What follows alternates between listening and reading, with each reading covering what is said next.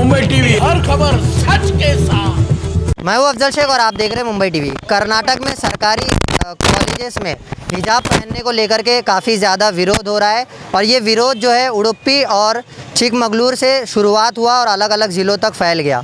इसी ज़िलों तक फैलने के बाद हिजाब पहनकर सभी युवतियों द्वारा जो है इसका विरोध किया जा रहा है और विरोध एक मुमरा में भी आज हुआ है, जहां पर हम खड़े हैं अम्बेडकर चौक पर।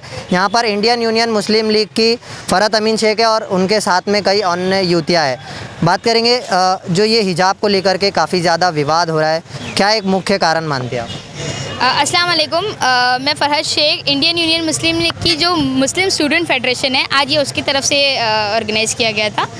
तो मुख्य कारण मतलब ये आप ये बताइए, सबसे पहली बात तो किसी भी इंसान का आप कॉन्स्टिट्यूशन ने हक दिया है तो आप कौन होते हैं उनसे हक छीनने वाले? सबसे पहला क्वेश्चन मेरा।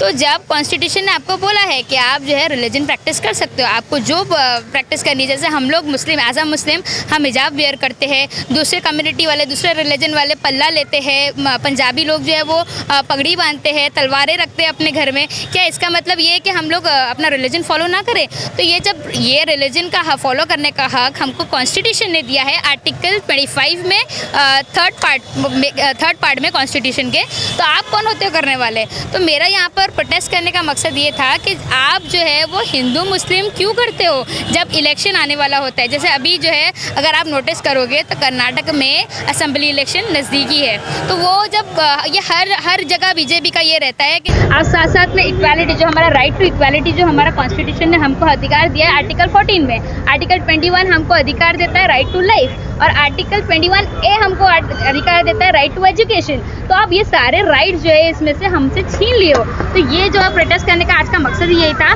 देखिए जहाँ पे भी चाहे कोई, ये तो रिलीजन की बात हुई, ठीक है, आज हमारे रिलीजन पे आवाज़ उठी इसलिए हम सब यहाँ पर जमा हुए, लेकिन अगर कोई और भी अनकॉन्स्टिट्यूशनल एक्टिविटी अगर किसी भी सरकार द्वारा की जाए तो हम उसके लिए हमेशा से खड़े थे और हमेशा खड़े रहेंगे। हिजाब एक मैटर बचा है, अब उस पर हाथ मार लेते हैं, तो इसलिए अभी उन लोगों ने हिजाब के ऊपर जो है उंगली उठाई और अभी ये कहा गया है कि अगर एजुकेशन लेना है तो हिजाब दरवाजे के बाहर यानी गेट के बाहर उतार कर आओ।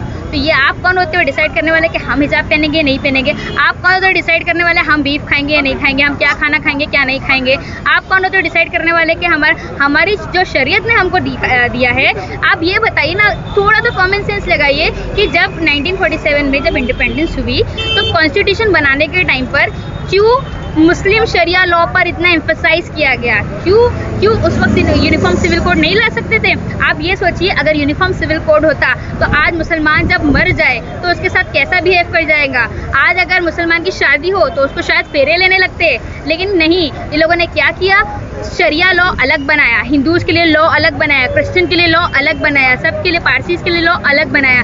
तो ये कुछ रिलीजन है जिनकी प्रैक्टिस आप नहीं कर सकते, वो सालों से आपके कस्टम्स चले हुए आ रहे हो, आप उसको पल में नहीं बदल सकते हो। इसीलिए जो है ना, इनकी आदत होती है कि जब भी इलेक्शन आने वाले रहते तो ये ऐसे पैतरे करते हैं। अच्छा, एक कर्नाटक की बात नहीं है, मुंबई में भी काफ़ी बार जो है ऐसा हादसा हो चुके हैं।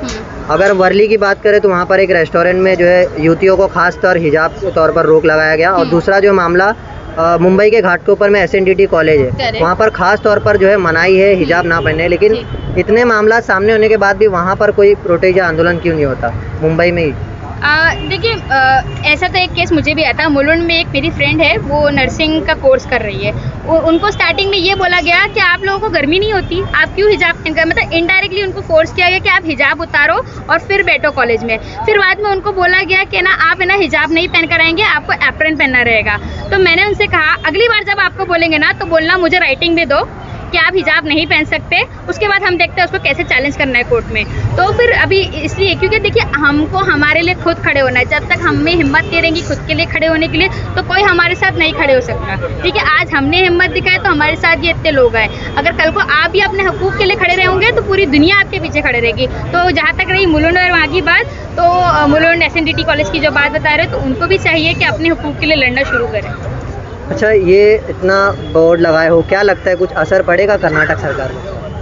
असर तो पड़ना चाहिए और ये मैसेज ही हम लोग पहुंचाने के लिए खड़े हैं आज यहाँ, कि ये मैसेज सब तक पहुँचे कि ये मैटर रिलीजन का बिल्कुल नहीं है। This is not a religious matter, this is a act of inhumanity and shameless inhumanity.